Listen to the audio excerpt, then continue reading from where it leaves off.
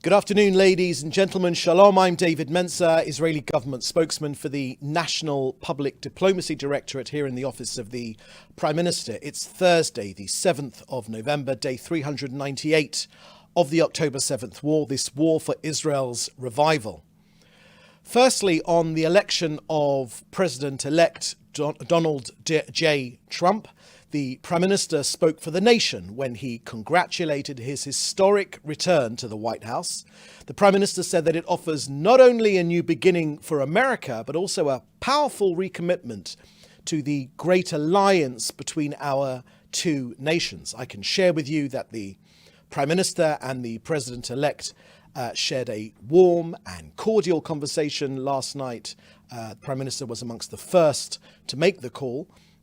Last night, with both leaders agreeing to work together for Israel's security, as well as the threat posed by Iran, two great democratic nations once again reaffirming their partnership.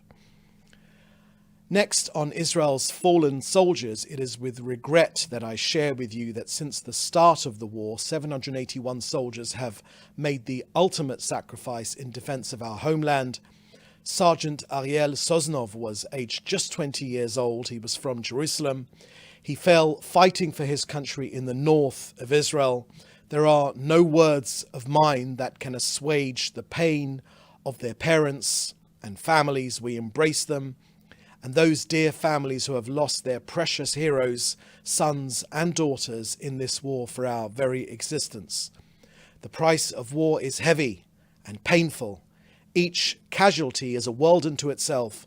May their memories be a blessing forever.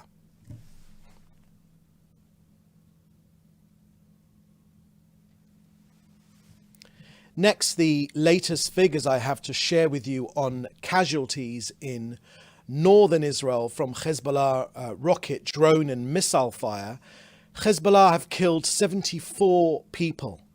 That's 43 civilians, among them 6 foreign nationals, Indians and Thais. This is from within Israel. And 31 soldiers have lost their lives within Israel. 640 people have been wounded, of them 410 civilians and 230 soldiers. In Lebanon overnight, with precise intelligence, our Air Force struck Hezbollah in the area of Beirut.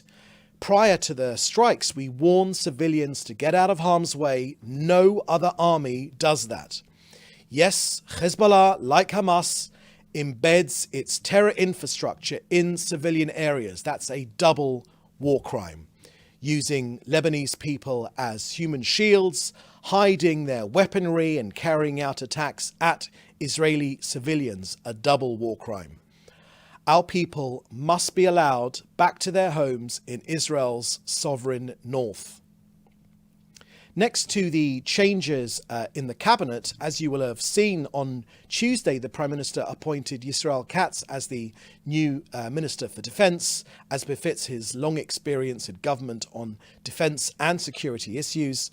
The Prime Minister also invited Minister Gideon Sa'ar to join the coalition along with his faction and serve as the Minister for Foreign Affairs. For more details, the Prime Minister made a full statement on Tuesday. Next, an update from Kogat, getting aid into Gaza. Our humanitarian efforts are continuous and ongoing. Let me give you the latest, as I do every day. The total aid that has gone into Gaza since the start of this war is 1,108,615 tons. That's 1,108,615 tons of humanitarian aid. That is a huge amount. It's more than enough to feed everyone there. More than 70% more food than went in prior to this war. So within that humanitarian aid, that is food, medication, vaccines, all delivered daily with no limits.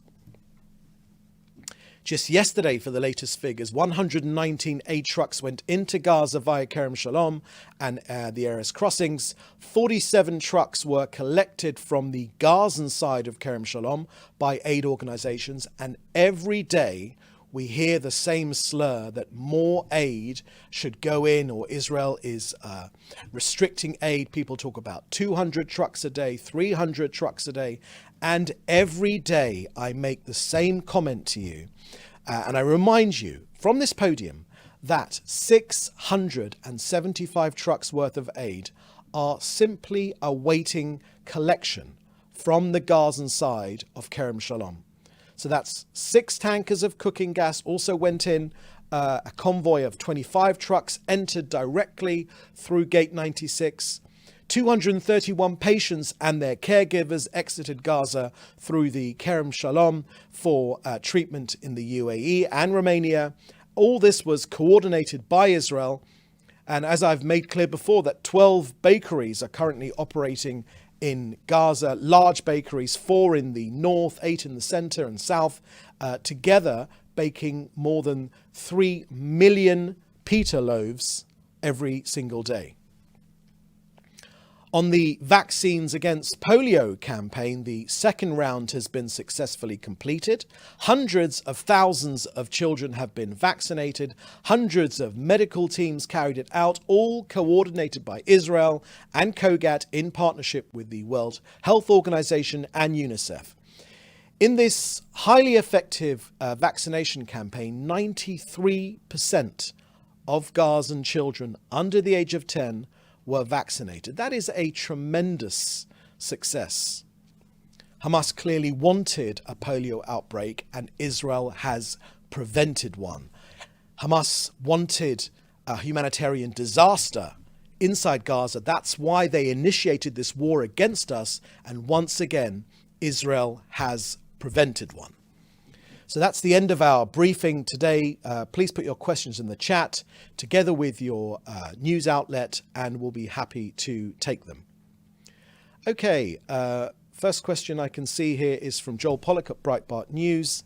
Firstly, multiple reports suggesting that the incoming Trump administration would like Israel to wrap up the ongoing war. If you could just go up for a second. There we go. Sorry. Multiple reports suggest the incoming Trump administration would like Israel to wrap up the ongoing war by the time he takes office. Is that feasible? Thank you very much for that question, Joel. Look, Israel has made absolutely clear that we also would like to end this war as quickly as possible, but the war will continue. Together with our partners in the US and others around the world, until all of our goals are met. It is Hamas that is holding our hostages. They must be brought home as soon as possible. They must be set free as soon as possible. They must be returned, all of them. The dismantling of Hamas's governmental and military capabilities, removing the terrorist threat to Israel, and returning our residents safely to their homes in the north. Those are our war aims. This war will be over when we have achieved our war aims, and in partnership with our allies, we will achieve our war aims. Next question. Reports suggest that Tiffany Trump's father-in-law, what we might call one of President-elect Trump's Machatunim in Yiddish. This is Joel Pollack's question. Will lead negotiations between the US and Lebanon. Does Israel have any reaction? Thank you for that question, Joel. I haven't seen those reports. We, of course, here in Israel, recognize that the relationship between the US and Israel is a long-standing one. It's a bipartisan one. We've very much appreciated the support which the Biden administration has shared with this country. It's been absolutely key in achieving our objectives to get our hostages home, to defeat Hamas, to destroy them militarily and their governing capabilities, and to get our people home into their homes in the north. We are two great nations, two great democracies. We also appreciate, of course, what we know that the Biden administration has done in the past. Many in these states, presidential candidates talked about moving the embassy, the US embassy, from Tel Aviv to its rightful place in our homeland, in the homeland of the Jewish people, in the capital, in the eternal capital of the Jewish people, in Jerusalem. Only President Trump did that. the Abraham Accords. People said it was impossible. Yeah, the peace between Israel and its Arab neighbors would have to go through the Palestinians, and they held the veto on normalization between Israel and its Arab neighbors. Again, Trump drove a coach and horses through that idea. And of course, we know that President Trump has a real understanding of the situation and the threats which Israel's face. So we, of course, look forward to working together with the Trump administration. Of course, there is only one president at a time in the US, and that's very important to remember. But we very much look forward to working with the Trump administration to pursue peace in this region. Israel wants peace. We search for peace. We are always, our first hand is first and foremost to peace. So President-elect Trump, we would very much welcome his efforts, as he has done in the past. He's got an excellent track record of supporting this country in normalizing relations with its Arab neighbors. Next, on the, I can see a question here from Celine from Sky News. Your question, Celine, is on Tuesday, IDF General Itzik Cohen told Israeli journalists that, quote, there is no intention of allowing the residents of the northern Gaza Strip to return to their homes. Can you confirm this is also the government's vision and explain what the future for northern Gaza is if residents won't be allowed back? Thank you for that question, Celine. Let me share with you, firstly, I think, look, first things first, the army in this country, in this democracy, in this sovereign democracy, the army, as is the case in the UK and in the US and other countries with democracies, the army acts in accordance with the wishes of the elected government. That is true here, as it is true in the States, as it is true in other countries as well. So that's the first point to make. But let me answer your point directly. At this point right now, there are residents of the northern part of Gaza who have been evacuated to safer places. Why? Because wherever there are Gazan civilians, that's where Hamas seek to embed themselves again, to hide themselves amongst civilians, to draw Israeli fire to the civilians. That is their objective. Again, a double war crime, using ordinary Gazans as a human shield and firing at Israel from those places, Israeli civilians. So first and foremost, we've moved them to the humanitarian area in Al-Mawasi.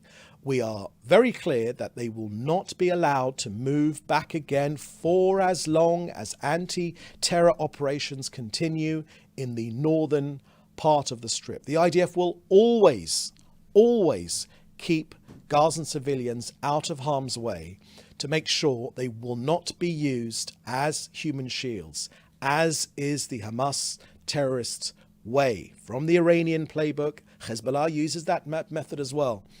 We are fighting against it. We are isolating Gazan civilians away from Hamas terrorists so we can get to the terrorists. Now, Gazans are not going anywhere.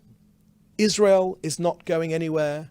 And as long as Palestinian terrorists will not release the hostages, we will continue fighting the terrorists and doing everything in our power, and I mean everything in our power, to rescue the hostages. 101 of them. US citizens amongst them. British people among them. A Brit amongst them. I remember him very, very well. Children amongst them. 13 women amongst them. Pensioners amongst them. It is pure evil, and we will not stop until we get them home. Every single one of them. Every single one of them. Okay, next question. Just go up. There we go. Question from Jim Williams at Zenga International News. With the election of a news president, policy changes are expected. Setting aside the policy aspect, the transition from the Biden administration to the Trump team, will the transition from one administration to another cause any delay in services provided to the IDF as they continue to engage on multiple fronts? Thank you for that question, Jim. I think this is really a question for the US administration, but I think that past experience has shown that the US administration really leads the world in the peaceful transition of power between different administrations after elections. It's a symbol of the strength of the US democracy, and it's something which is an example to the entire world. So, as I said, the relationship between our two nations, it's a bipartisan relationship. It's bigger than any one party or the other party. It's a relationship between of shared values, but also shared enemies as well. And the IDF has already announced today the continuation of the support of the US in updated F-15 fighter jets, so we can defend ourselves against the Iranian threat, whether it's from the Houthis, whether it's from Hezbollah, whether it's from Hamas, whether it's from the Shia militias in Iraq, or whether it's directly from Iran. They're our enemies, but they're US enemies as well, which is why that seamless transition of power to protect the US as well as Israel is so important in it, and I think the US leads the world in that respect. Next question from Itai Stern from NPR. Does Israel plan to create a buffer zone in the south of Lebanon? It seems like the demolition of villages is a way for Israel to keep this area near the border empty. Thank you very much for that question, Itai. I will just take issue on that question because, you say that the demolition of villages is a way for Israel to keep this area near the border empty. I do take issue with that because the reason we have taken the action against these villages in particular is they have been staging posts, very complex, very developed tunnels and staging posts for the invasion of this country. Now, Itai, we have provided evidence of this. We have shown you the huge tunnel networks, the plans called Operation Conquer the Galilee, whereby Hezbollah built up ammunition and weapons and heavy weapons as well, and missiles in those southern villages, not to protect those villages, but to invade this country. This is not something which I'm telling you. This is Hezbollah's strategy, which they have shared in public. They talk about the invasion of this country. So I do take issue with that fact. Now, the Prime Minister just last week visited the north, and he saw for himself the way that Israel is changing the reality on our northern border. We're not going to sit after the October 7th war against us, the invasion against us. We will not allow that to happen again with the best armed, the best funded terrorist organization in the entire globe on our northern border. The Prime Minister met and saw for himself the heroic and the brave work of Israel's army on the ground, eliminating entire underground terrorist networks that Hezbollah had prepared to raid the Galilee and carry out an even bigger massacre than the one that occurred in Israel. So we've prevented that from happening. Not because we have anything against Lebanese people. Of course not. We've pushed them out, or we've encouraged them to go out of harm's way in every single way you can possibly imagine. On the internet, on radio broadcasts, with emails, with text messages, with phone calls, millions of phone calls to get people out of harm's way. And we've said to them, once we have completed the clearing of Hezbollah from our northern border, then Lebanese civilians will be able to come back into to their own homes. We've prevented that attack, but we are, of course, attacking Hezbollah, not the Lebanese people in these areas. The Prime Minister has said, without an agreement, whether there's an agreement or not, the key to restoring calm and security in our north, the key to returning all the residents of our north to their homes is through a 3-point plan. First of all, to push Hezbollah beyond the Litani River. Second, to strike at any attempt for Hezbollah to rearm itself. We will not allow that to happen, no more. And third is to respond vigorously to any attempt against us. I put this simply. It is about enforcement. It is about enforcement. It is about enforcement. There are UN resolutions, 1701. They say very, very clearly, Hezbollah should not be there. The sovereign army of the Lebanese government should be in the place between our northern border and the Litani River. So we will cut off Hezbollah's pipeline from Iran. Very often it goes through Syria as well. So I think that answers your question comprehensively. Right, next question here I can see is from Fred Ager from, Palestinian Authority President Mahmoud Abbas congratulated Donald Trump on his victory, expressing confidence in his support for Palestinians' legitimate aspirations for statehood. What is the Prime Minister's office response to the PAs? President, does Israel's PM office expect that President Trump will support and push for a two-state solution? Thank you for that question, Fred. Of course, first and foremost, we are delighted that President Abbas took the opportunity or found the time to welcome the election of President Trump, a democratic election, something that which Mr. Abbas has put off for, I think, more than a decade now, a democratic election for his own people. It's amazing that he found the time to welcome the election, to congratulate President Trump on his election, but he has not found one moment in 400 days to condemn the violence, the rapes, the beheadings, the burning of families alive, the awful invasion of our country. Not one moment has he found, not a single moment. To this day, 400 days on, the so-called moderate leader of the Palestinian Authority has not found a single moment to condemn that violence. Indeed, it's worse than that. I saw him holding a moment's silence and eulogizing the murderer, rapist army-in-chief head, Yahya Sinwar.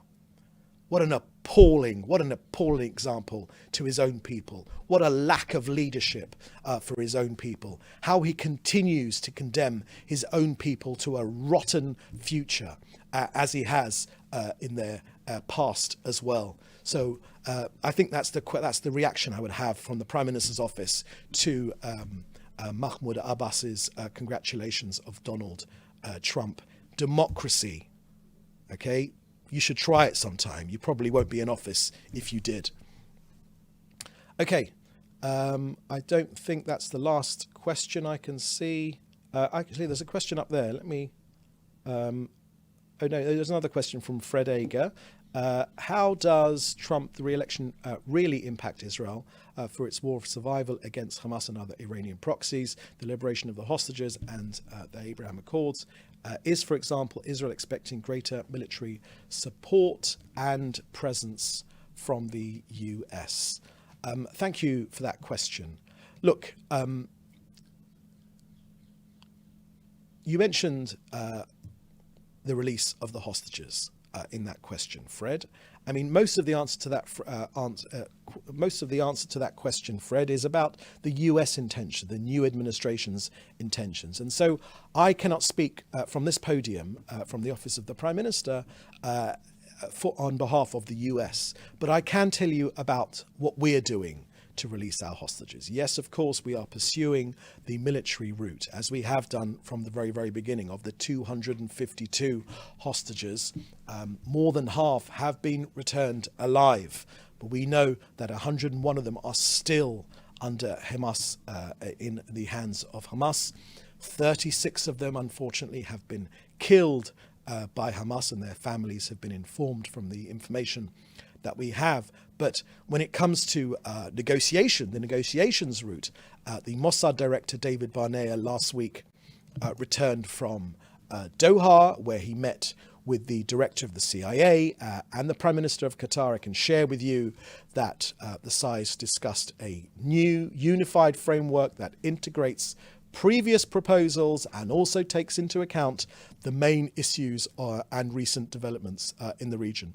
The discussions between the mediators and Hamas will continue in the coming days, as they have in the past, in order to evaluate the feasibility of these talks and a continued effort to advance a deal. But Secretary Blinken made clear that once again it is Hamas that is preventing a deal. This Egyptian idea about releasing 4 hostages for a potential cessation in the war against Hamas, a pause, was once again torpedoed by Hamas. As for the other parts of your question, that's really down to the US. Next question I can see here.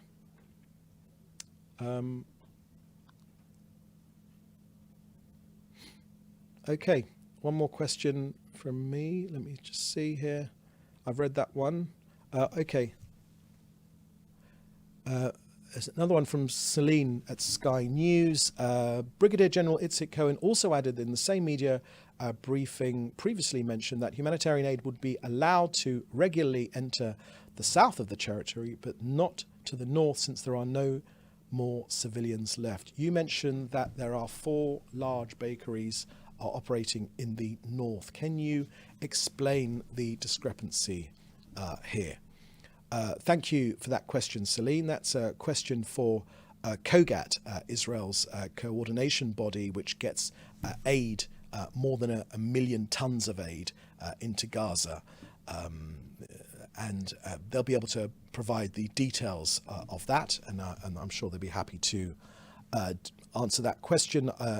In my briefing, I provided some briefing about the bakeries in Gaza, providing those millions of pita loaves. Okay, so that is the last question I can see here. Thank you for joining us. The next briefing will be next week. In the meantime, please do stay safe. You're welcome to get in touch in the usual way to deal with your questions. So thank you for joining us, and thank you. Bye-bye. Thanks for watching. Drop a comment below. Don't forget to like, share, and hit subscribe to stay updated with our latest content. Until next time, stay informed and inspired. This is DaJobnik signing off.